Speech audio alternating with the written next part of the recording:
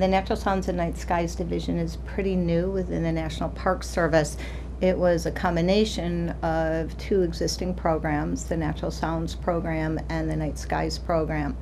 And not many people realize this, but our management policies within the National Park Service and our director's orders both have chapters and DO 47 on soundscapes that direct the National Park Service and our managers in our national park units to protect natural soundscapes and dark night skies. We have field folks that are out there for both, doing inventories, measuring soundscapes and the quality of night sky as resources, physical resources, but both of them also have human dimensions.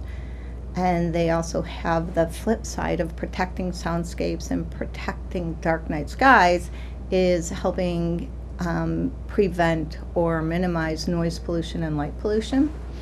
As with any Washington office, it's very multifaceted and multidimensional. So we would start with a characterization of the condition of the resource, but we would also do social science research to find out what the human perception of those resources are. So if I were dealing with noise or natural sounds, we have pretty sophisticated systems that we have actually developed, and we have protocols that have been peer-reviewed and published.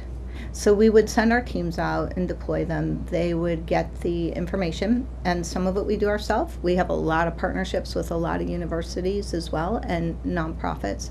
We would get the wave files or the information and then analyze it, and we analyze that, some of it again in-house, some in collaboration with other federal agencies, including the Department of Transportation Volpe Center.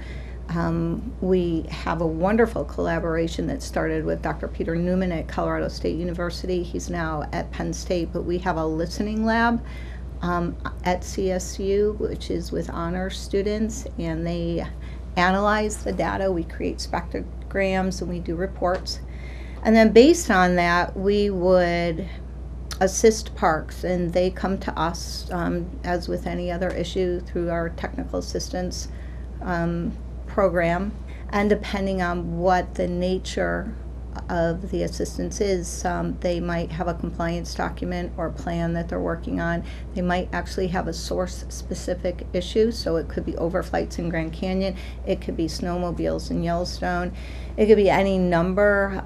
It could be their own, they could be doing an administrative use plan that they want some help with. Some parks have done soundscape management plans that we actually then will help draft, revise.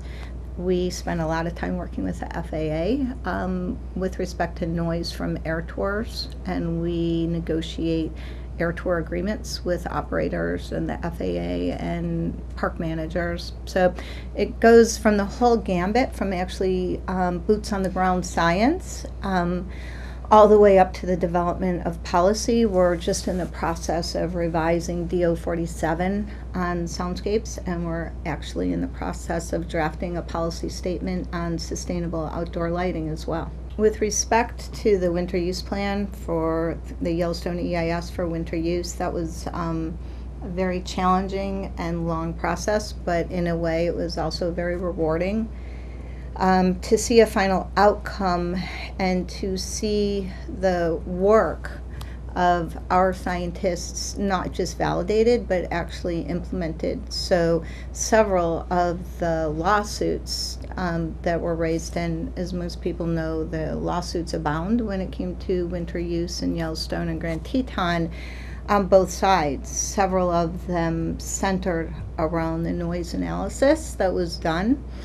And it was very rewarding to see the protocols and the methods and methodology for analyzing and interpreting the noise data that my staff developed, to see that upheld.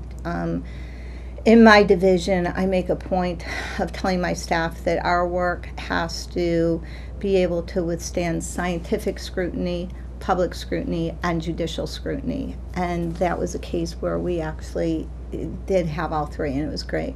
When it comes to the public, I'm really fortunate in that the programs that we manage, so sensory ecology itself touches sort of the very fiber of people. So for example, not many people have ever seen a wolf, but there are very few people who could not tell you what a wolf sounds like, or an owl, or so whether it's a babbling brook or a thundering waterfall, people innately can connect or access that feeling. And same with night skies. I'm very fortunate there's just a charisma associated with sounds and night skies both that some of my colleagues in other divisions, I'm not sure all of them enjoy that. There are very few people who could dispute the ooh-ah value of a starry night.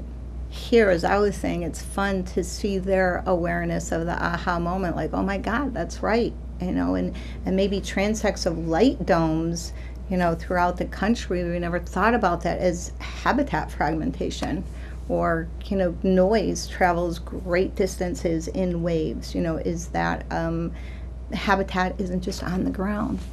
So the opportunity to participate in this large landscapes conference with respect to dark night skies and natural sounds has been an absolutely wonderful, eye-opening experience. The fun part is not just for me, but seeing the sort of aha moment when my colleagues and scientists throughout the federal government and the NGO community actually understand that it's not just about pretty nights and starry skies, but the fact that thousands of species are dependent upon dark environments for survival, and that noise and light pollution are actually non-climate stressors that go directly to resiliency in terms of adaptation and climate and large landscape protection. So whether you're talking about soundscapes or a dark environment as an attribute of a habitat or